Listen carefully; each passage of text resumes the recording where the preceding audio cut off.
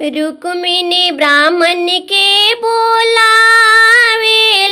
आसन बैठावेली हो। ब्राह्मण बाची दीन पोथिया पुराण, करमवा हमरो का हो लिखल हो। ब्राह्मण बाची दीन पोथिया पुराण, भगिया में हमरो का हो लिखल हो। उलटी पुलटी ब्राह्मण जी बाची ले, बाची के सुनाई ले हो। रुक्मिणी नाही तोहरो लिखल लीला रहो, लीला नाही पैबू हो। रुक्मिणी नाही तोहरो लिखल लीला हो, लीला नाही पैबू हो। चली जनाए रुक्मिणी ब्रह्मा लगे, हमरा ही भेजला से हो। रुक्मिणी ब्रह्मा जी हो रीला अधिकार हो, रीला तोई के देह भी हो। रुक्मिणी ब्रह्मा जी हो रीला अधिकार हो, रीला तोई के देह भी हो। रुक्मिणी ब्रह्मा लगे गईली, ब्रह्मा जी मुस्काइले हो। रुक्मिणी के तोह के रहिया बतावल, कवने दुख आवेलू हो। हम नहीं रहिया जानिले, ब्राह्मण बताइले हो। ब्रह्मा जी हमारा हो रीला वाके साध हो, रीला हमले हबी हो।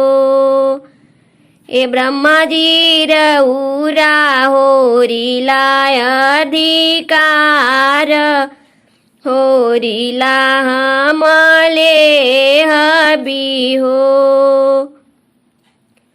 ब्रह्मा जी बालक बोलाइले, जांगे बैठाइले हो।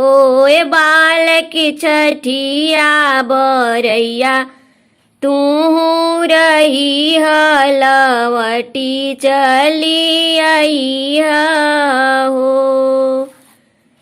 ए बालक छठिया बरैया, तू रही हलवटी चली आई हो।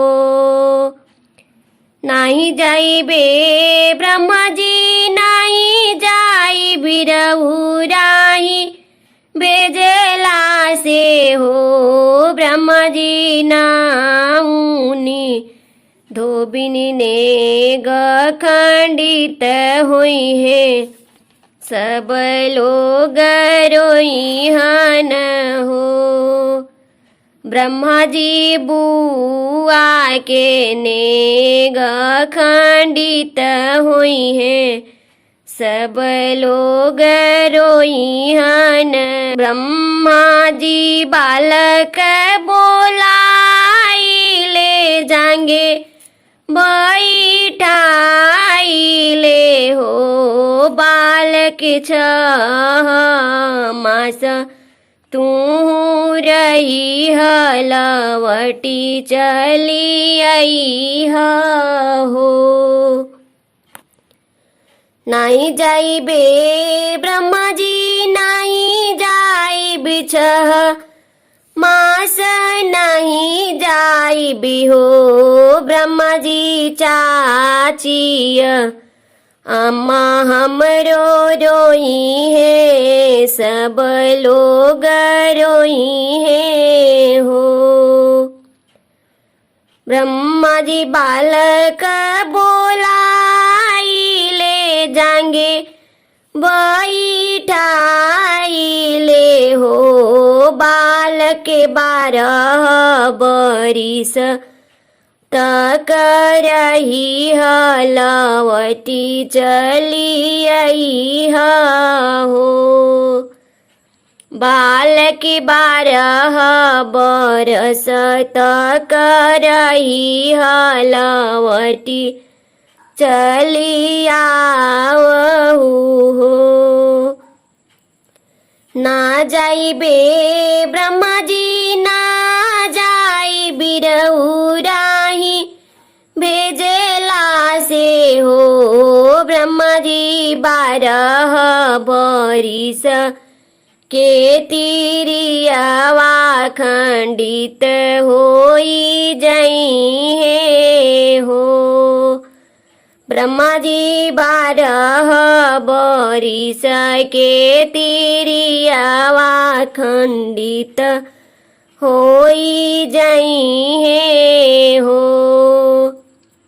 इतना बचन सुनी ब्रह्मा जी मन में विचारे करी हो।